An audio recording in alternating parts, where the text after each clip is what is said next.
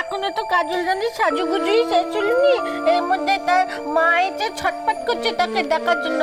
তোর মা গ্রামের লোকজন সকলকে নিয়ে এসে হেতা এসে তো সবকিছু চুনে চুনে তার ভেম্মি খেয়ে যাওয়ার উপায় হয়েছে। হ্যাঁ, তোর মা একদিন খুব অপমান করেছিল নি। হ্যাঁ, আমিও বাবু আজকে পট্টাপট্টি চারটি কথা শুনে দিয়েছি। হ্যাঁ, পট্টাপট্টি চারটি কথা শুনে দিয়েছি। আমিও বলেছি একদিন তো খুব খারাপ ভেবেছিল আমাদের বাঁকাবুকিকে।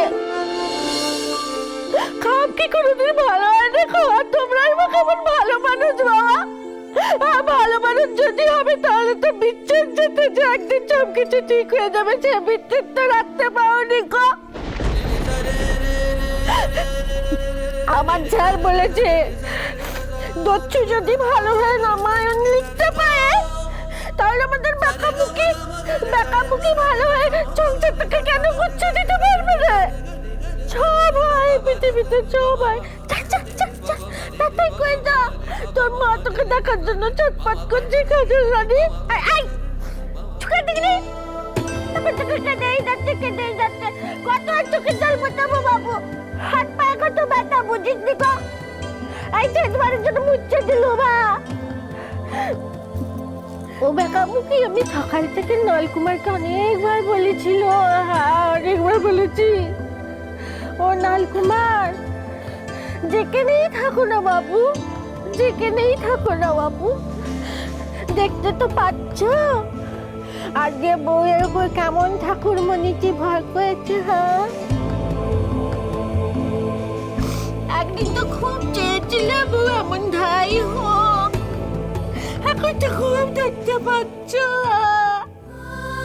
আমরা না হয় তোমায় দেখতে পাচ্ছি নিকো, কিন্তু তুমি তো আমাদের দেখতে পাচ্ছ।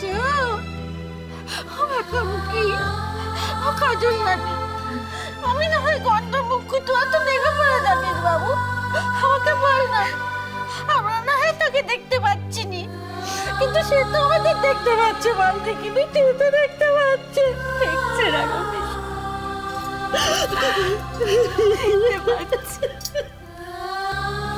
দাদা ভাই যে মাঠেই থাকুন না, সেখান থেকে ঠিক আমাদের সবাইকে দেখতে পাচ্ছে। রাগাবি সবাইকে দেখতে পাচ্ছে।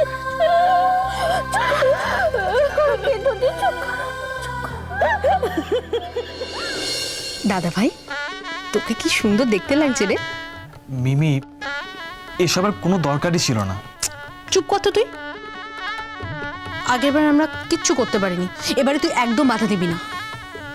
শোন দাদা ভাই, মানুষের জীবনে না কয়েকটা দিনের খুব প্রয়োজন হয় মনে রাখার জন্য, আর সেই দিনটা মধ্যে এটা একটা দিন। আমি জানি মিমি, কিন্তু যখন দাদা ভাইয়ের কথা মনে পড়ে যাচ্ছে না, তখন আর কিচ্ছু ভালো লাগছে না, কিচ্ছু ভালো লাগছে না। আজ এই বাড়িতে সবাই আছে, সবাই, শুধু একটা মানুষই নেই। দাদা ভাই চলে গিয়ে সবাইকে একটা জিনিস বুঝিয়ে দিয়েছে, জানিস তো, যে তার উপস্থিতির জোর কতটা। মিমি, আমি না একটা মুহূর্তের জন্য দাদা ভাইকে বলতে পারছি না রে। জানিস তো, আমি বৌদি ভাইকে দেখে না আরো বেশি করে আমার দাদা ভাইয়ের কথা মনে পড়ে যাচ্ছে। বৌদি ভাই যেগুলো করছে সেগুলো তো কোনো দরকার নেই বল। মানে এই সেদ্ধ ভাত খাওয়া, মাছ মাংস সব কিছু ছেড়ে দিয়েছে। ডাক্তার তো বললো বৌদি ভাইয়ের প্রোটিন দরকার। আমি জানি না এইভাবে কতদিন বৌদি ভাই টিকবে। তুই বল তো, তুই বল দাদা ভাই, কেন কেন এরকম করছে? মানে এইভাবে তো এখনকার দিনে কেউ ভাবে না। আমি জানি মিমি,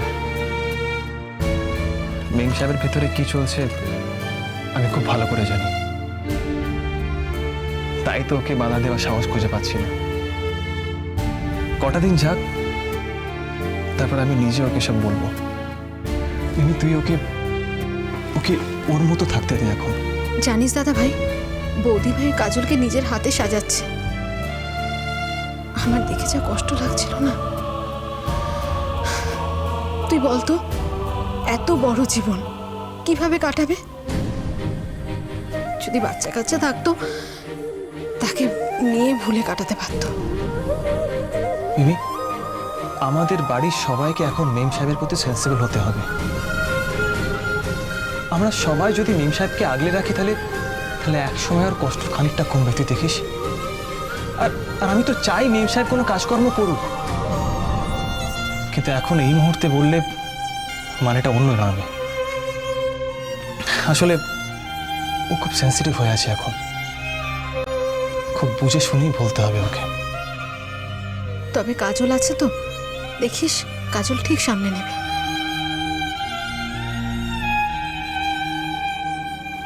সরি রে দাদা ভাই, আমি কাজলের সাথে মিসবিহেভ করেছিলাম।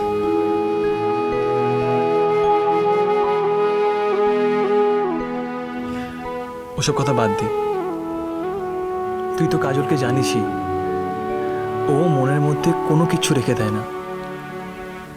কাজলের ক্ষমা করার শক্তি অনেকের থেকে বেশি রে। তা নাহলে আমার জীবনে কি এই আজকে দিনটা আসতো? জানিস মিমি, কাজল আমাকে ক্ষমা করেও আরো বেশি ঋণী করে দিল।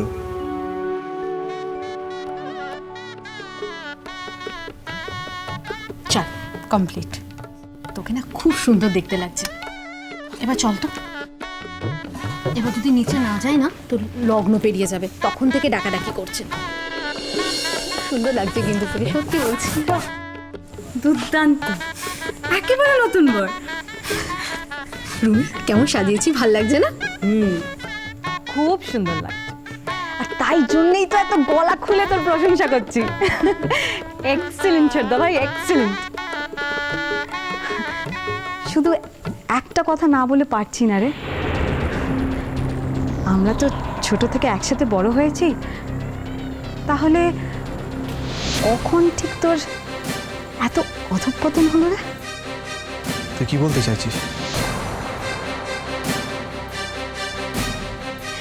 না, তুই যা করছিস সেটা ঠিক করছিস। 100 বার ঠিক করেছি, যেটা করা উচিত ঠিক সেটাই করেছি। আসলে যেটা আরো আগে করা উচিত ছিল সেটা অনেক দেরিতে করে ফেলেছি। কিন্তু তুই এরকম কথা কেন বলছিস? তুই তো হঠাৎ বাইরে থেকে এসে এমন আবভাব দেখাচ্ছিস যেন সব জানতা হয়ে গেছিস। তুই একাই সব কিছু বুঝিস, জানিস, আর আমরা কেউ কিচ্ছু বুঝি না, কেউ কিচ্ছু জানি না। আমি তো শুনলাম তুই এসে থেকে কাজলের উপর খুব অ্যাটিটিউড দেখাচ্ছিস, খারাপ ব্যবহার করেছিস। কেন রে? কি করবো বল, আমার বিবেক তো এখনো অবশিষ্ট আছে, আমি তো তোর মতন বিক্রি হয়ে যাইনি। সাবধানে কথা বল রমি, সাবধানে কথা বল। আমি যেমন তোর জীবনে ঢুকতে যাই না, তেমনি তুইও আমার জীবনে ঢুকতে আসবি না। কিসে বিক্রি হয়ে গেছি? একা বিবেক কি তোরই আছে নাকি? আর এই বাড়িতে কারো কোনো বিবেক নেই? তুই এই একটা কথা বলে তো বাড়ির সবাইকে ছোট করলি। আমি যদি জানতাম বাড়িতে এত কেলেঙ্কারি হচ্ছে, আমি কখনো আসতাম না। তোদের পক্ষে কাজল আর ভূমিকে মেনে নেওয়া খুব ইজি। কেন জানিস তো? কারণ ভূমি তোদের নিজের কেউ হয় না। দাদা ভাই আমার দাদা ভাই, আমার নিজের দাদা। তাই নিজের দাদা মরে যাওয়াতে যতটা কষ্ট আমার হচ্ছে না, তোদের কোনোদিনও হবে না।